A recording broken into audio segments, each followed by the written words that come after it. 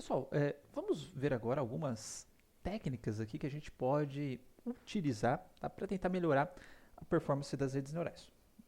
Uma delas diz respeito à quantidade de dados de treinamento.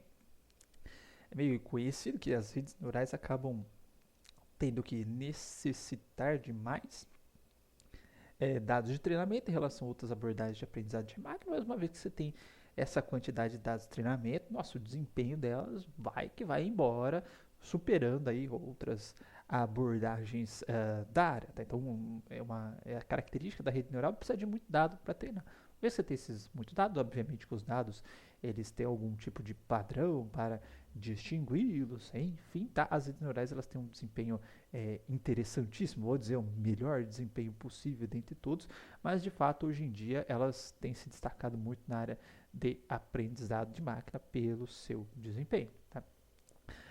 Mas, né, em algumas situações, pode ser que a gente não tenha tantos dados de treinamento assim. Tá?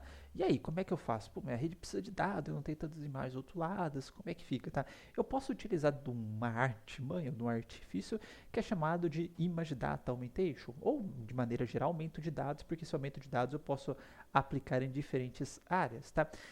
O aumento de imagens, tá? Ele consiste em eu pegar as imagens originais, fazer algumas operações em cima dessas imagens, como alterar o brilho, dar zoom na imagem, tirar zoom, fazer rotação, fazer deslocamento nessas imagens e com isso gerar imagens artificialmente, inclusive com uma variabilidade maior, porque eu posso ter cachorro assim, cachorro para um lado, cachorro para o outro, enfim, cachorro aqui, cachorro para um lado, para cima, para baixo, etc.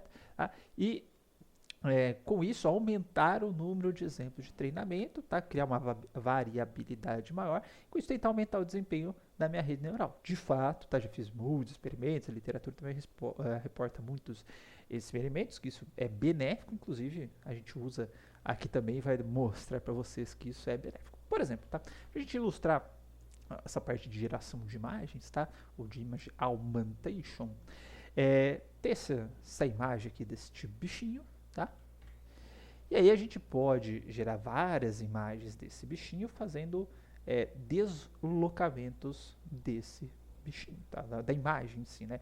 Sempre que eu peguei aquela imagem e desloquei um pouquinho para cima, ele meio que preenche esses valores aqui, preenche essa região da imagem com tonalidades parecidas com a imagem em si, tá? Se eu não me engano é a cor predominante na linha e na coluna, tá? Eu posso também gerar imagens rotacionando a imagem, tá? Então tem um bichinho com várias rotações. Eu posso variar, não sei se vocês conseguem ver no vídeo, mas há uma variação de brilho, uma bem mais clarinha, outra mais escurinha, outra média aqui, mais claro que essa primeira ainda, enfim, tá? Eu posso flipar a imagem, que é o horizontal flip, no eixo horizontal eu inverto a imagem, né? Ou inverter a imagem verticalmente, que é essa segunda, ou dar zoom na imagem, tá? Então eu consigo ter uma variabilidade, vamos dizer assim, de imagens que eu posso gerar a partir de algumas operações. Não são só essas, mas vamos dizer assim, essas são mais comuns assim da gente utilizar, tá? Eu posso também tentar aumentar a minha performance utilizando transferência de aprendizado. Tá? O que é transferência de aprendizado? Permite eu utilizar algo que eu aprendi em outro domínio de aplicação no meu domínio de aplicação. Especificamente para classificação de imagens, vamos pensar que eu tenho lá um conjunto de dados em que eu aprendo, tá, a distinguir veículos. Tá? Então eu tenho lá avião, eu tenho carro, eu tenho navio, eu tenho moto, eu tenho bicicleta e etc. Certo? Então a base de imagens lá desses tipos de veículos, fui lá, treinei a minha rede neural, aprendi um classificador lá que vai me ser capaz de fazer esse reconhecimento de veículos, tá? Mas eu tô com um problema novo aqui que eu falo, pô, eu só preciso reconhecer se é moto ou carro, só essas duas coisas, tá? Será que eu preciso, de fato, fazer todo um treinamento a partir do zero, tá? Com as minhas imagens? Será que eu já não posso aproveitar algo que já foi treinado, tá? Que é capaz já de reconhecer carro e moto, mas fazer um ajuste aqui para o meu problema, falar, aquela rede ali ela já tem aí padrões de convolução e etc, que já consegue distinguir carro, bicicleta e etc, mas é problema com 10 classes, eu preciso assim, só com duas. Será que eu não consigo aproveitar algo que já foi treinado em outro domínio para o meu problema, para o meu domínio? Pode, tá? Então, para isso, pode-se utilizar a técnica de transferência de aprendizagem. Vale ressaltar que não faz sentido você usar isso a dar com o rodo. Por exemplo, eu treinei lá para classificar se tem Covid ou não numa radiografia. Eu vou aproveitar essa rede neural para classificar bicicleta. Não, tá? Isso não faz sentido. Desde que haja semelhança ou alguma semelhança entre os domínios, aí a gente pode utilizar, tá? Então aqui eu coloquei algumas estratégias que a gente pode fazer para fazer a transferência de aprendizagem, tá? Quais seriam essas estratégias, tá? Seria eu pegar o modelo inteiro, tá? Que já foi treinado e simplesmente utilizar, treinar ele em todas as partes desse modelo. Perceba que esse azulzinho aqui, eu vou dar um zoomzinho que eu acho que vai ficar melhor. Dei muito zoom. Esse azulzinho é de trained, tá? Esse carinha aqui de congelado, significa que eu não vou treinar, tá? Uma estratégia, por exemplo, eu peguei esse exemplo dos veículos, tá? Aí eu vou lá, coloco as minhas, vamos dizer assim, a parte final da minha rede, tá igual a gente fez na prática 2, né? Que eu carregava o modelo, só colocava a parte final, coloco a parte final para fazer a predição das minhas duas classes. E treino o modelo inteiro, tá? A partir do camada densa e as minhas partes aqui, camadas de convolução. Tudo bem? Posso fazer isso, tá?